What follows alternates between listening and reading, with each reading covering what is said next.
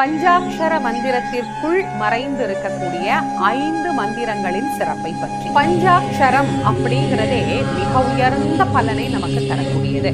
சிவபெருமானுடைய இந்த நாமத்தை நாம் சொல்ல சொல்ல சொல்ல அது நம்மையும் பக்குவப்படுத்தி நம் ஆன்மாவையும் பக்குவப்படுத்தி நமக்கு வேண்டும் என்கின்ற நலன்களை எல்லாம் பெற்றுத்தரக்கூடியது அப்படின்னு நாம சொல்றோம். மாணிக்க வாசக சுவாமிகள் தன்னுடைய திருவாசகத்தை துவங்குகிற போது இந்த பஞ்சாட்சரத்தை வைத்துதான் அவர் துவங்குகின்றார்.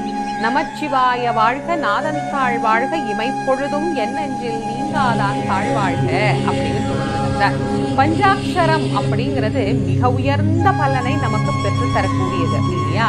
அந்த பஞ்சாட்சரத்திலேயே எப்படி சொல்றது? நமச்சிவாயன்னு சொல்றதா, இல்ல சிவாய நமன்னு சொல்றதா, இல்ல சிவய நமன்னு சொல்றதா, சிவய சிவன்னு சொல்றதா, சிவ சிவன்னு சொல்றதா, இப்படி பல குழப்பம், பல